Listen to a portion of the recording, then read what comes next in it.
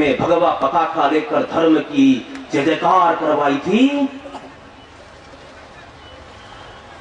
स्वामी विवेकानंद ने भगवा पहन करके विश्व के कल्याण की बात कही थी। और यहाँ नहीं, भारत के तिरंगे का ऊपर का हिस्सा भी भगवा है। और तुमने भगवा आतंकवाद की बात कही, तुमको तो चुल्लू भर पानी में डूब के।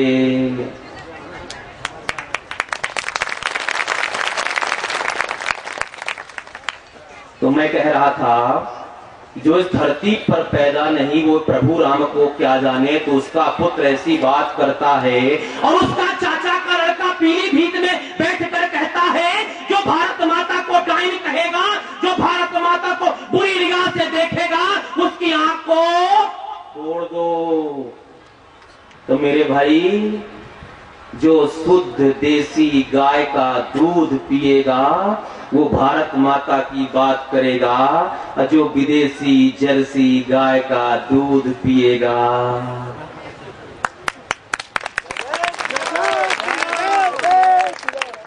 जो शुद्ध देसी गाय का दूध पी करके पीली भीत में कहता भारत माता की जय बोलो, और जो कहता है हिंदू बड़ा खतरनाक है, उसके बारे में कितना भी कुछ कहा जाए सब व्यर्थ है बंधुओं। बहुत कुछ लोगों ने कहा है। इसलिए मेरे भाई, हिंदू हो, हिंदू इस नाते इस देश में खड़ा होना पड़ेगा। जब जब हिंदू जगाए, चाहे बाबा अमरनाथ की भूमि का मामला हो, चाहे राम सेतु का मामला हो, और चाहे संतों का मामला हो,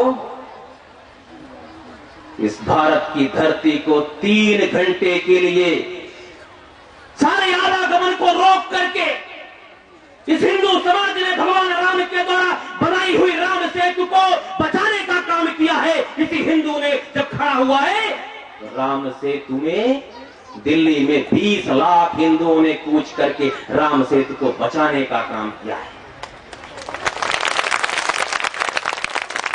जब विधर्मियों ने कह दिया कि बाबा अमरनाथ की भूमि हमको वापस नहीं दी जाएगी,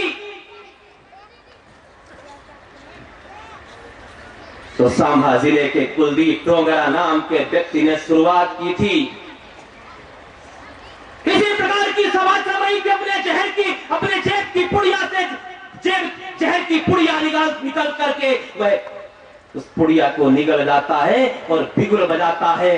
आप सबको मारो, इस हिंदू ने किया। हमारे ऊपर लोग आरोप लगाते हैं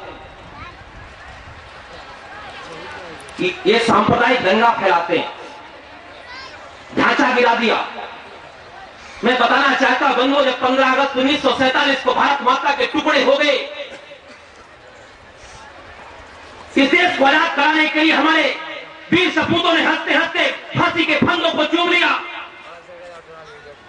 सीने में बंदूक की गोलियां खाई। इसी शर्त पर समझौते होकर के भारत माता के टुकड़े हो गए कि 2 कौम आपस में एक साथ रह नहीं सकती, खा नहीं सकती, पी नहीं सकती, जी नहीं सकती। तो भारत माता के टुकड़े करके नया देश दे दिया। पर हम बड़े सहिष्णु हैं, गांधीवादी विचारधारा पर चलते हैं। कोई गाल में एक तमाचा मारे, दूसरा गाल घुमा देने वाले हम हिंदू हैं। रख लिया, रह जाओ, बड़े प्रेम से रहो, कोई आपत्ति नहीं है। लेकिन बंधुओं, जब भारत आजाद हुआ, सोमनाथ में जाकर के समुद्र का जल अपने हाथ में, अपने अंजुली में उठा करके संकल्प लेते हैं कि सोमनाथ के मंदिर का भव्य निर्माण हम करेंगे। यही संकल्प लेते हैं। पंडित जवाहरलाल नेहरू के पास जाते हैं, नेहरू जी मना कर देते हैं, पटेल जी आपको इस चक्कर में नहीं पड़ना चाहिए, रुकते नहीं है। सोमनाथ के मंदिर का जीर्णोद्धार करने का शिलान्यास करने जरूर आऊंगा, और इसके लिए राष्ट्रपति कुर्सी निछावर करनी पड़ेगी, तो राष्ट्रपति कुर्सी को निछावर करके आऊंगा। यही कहा था राष्ट्रपति जी ने। इतना ही नहीं, दिल्ली के अंदर अनेक ऐसी सड़कें हैं, पार्क हैं, उनका नाम परिवर्तन करके हमारे महापुरुषों के नाम से उनका नामकरण किया गया। इंडिया गेट पर लगी हुई जॉर्ज पंच तो किसी आजादी के दीवाने ने उसकी नाक को तोड़ दिया था, तो वो सरकार, दिल्ली की सरकार, क्या आवश्यकता थी भाई? लेकिन उस दिल्ली की सरकार ने उस मूर्ति को खड़वा करके जमुना जी में फेंकवा दिया। अरे क्या क्या बताऊं, कितने कितने नाम परिवर्तन किया। इरविन हॉस्पिटल का नाम जयप्रकाश नारायण हॉस्पिटल रख दिया, विलिंगडन हॉस्पिटल का नाम राम मनोहर लोहिया अस्पताल रख दिया। तो ये काम तो तुमने बड़ा अच्छा किया, और यही काम जब हमने कर दिया तो कहते हो सांप्रदायिक दंगा फैला दिया। यही काम जब हमने किया, देश के संतों ने कहा है सरदार वल्लभ भाई पटेल के अधूरे सपनों को पूरा करना है। अयोध्या में भगवान राम लला के भव्य मंदिर को जिसने तोड़ा था, उस गुलामी का प्रतीक था, उसको भी तोड़ करके भव्य मंदिर का निर्माण किया जाए, यही संतों ने किया कहा था। तो हमने कौन सा गलत काम कर दिया भाई? 30 अक्टूबर की वह घटना मेरे भाई हिंदुओं, याद रखना चाहिए सभी को। प्रथम कार सेवा में हमने भगवा ध्वज लहराया था। वहां के मुख्यमंत्री ने कहा था एक भी परिंदा पर नहीं मार सकता। एक बस खड़ी थी, ड्राइवर की सीट पर ड्राइवर नहीं था, एक लंगोटी लगाए हुए बाबा उस सीट पर बैठता है, चारों तरफ बैरियर लगे रहते हैं, बैरिकेड्स लगे रहते हैं, पर लंगोटी वाला बाबा बस में बैठ करके स्टार्ट करता गाड़ी को, सारे बैरिकेड्स को तोड़ते हुए उस कलंकी ढांचे पर जाकर के बस को खड़ी कर देता है। लोग पूछते हैं कौन था बाबा, कहां गया? लोगों ने कहा ऐसा लगता है साक्षात हनुमान जी प्रकट हो गए थे। ऐसा लगता है साक्षात हनुमान जी प्रकट होकर के सारी सीमा को लांघ करके उस ढांचे पर खड़े हो गए थे। जिस प्रकार से समुद्र में सीमा को लांघ करके हनुमान जी सीता माता का खोज लगाने के लिए लंका पहुंच गए थे। तब बानर स्वभाव था, हनुमान जी थे, भूख लगी थी, फल फूल खा लिया, विधर्मी रावण ने उनकी पूंछ पर आग लगा दिया। तब हनुमान जी सोचते क्या करते, रावण से कहते अरे भैया मुझे माफ कर दो, गलती हो गई, मुझे माफ कर दो, गलती हो गई। हनुमान जी ने नहीं किया, पूंछ पर आग लगा दी, तो हनुमान जी ने सारी लंका को खाक कर दिया। यही संदेशा हम हिंदुओं के लिए रामायण में लिख करके कहा गया है मेरे भाई।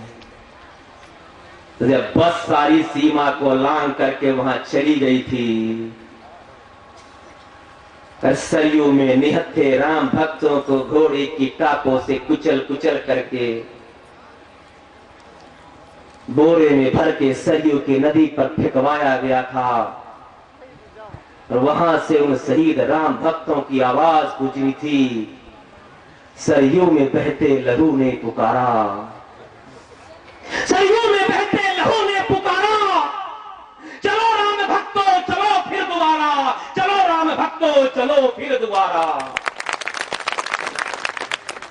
और वही काम देश के हिंदुओं ने किया।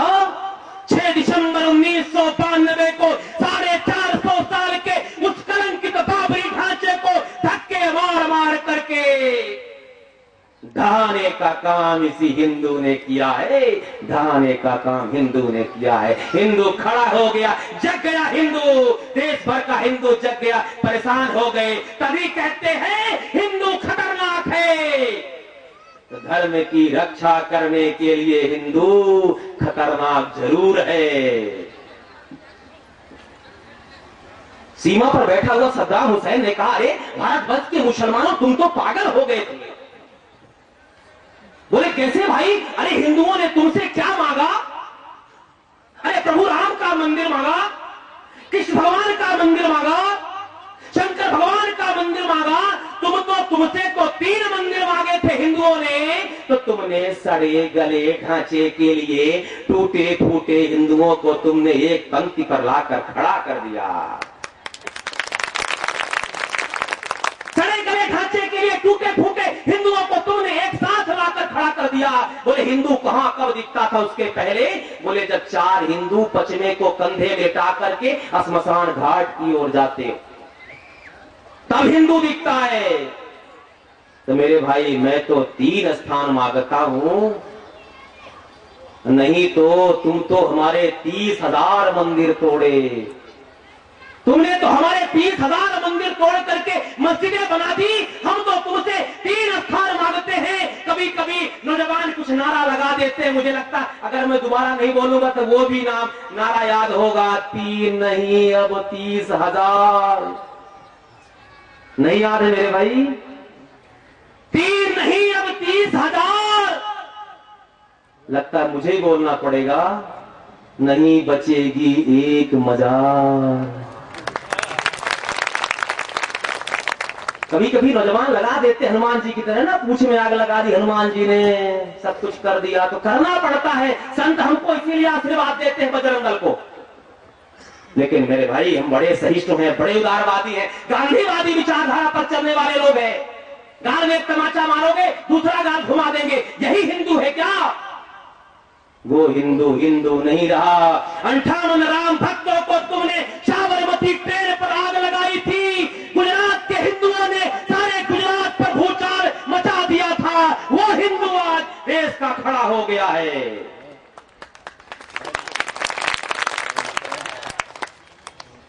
मेरे भाई हनुमान जी जग गए। संतों ने 6 अप्रैल में कहा हनुमान चालीसा के पाठ करो। कैसी घटना घटती है मेरे भाई, कलयुग के देवता हनुमान जी। संत कहते हैं 6 अप्रैल को देश भर में हनुमान चालीसा के पाठ करो, हनुमान जी की शक्ति को जगाओ।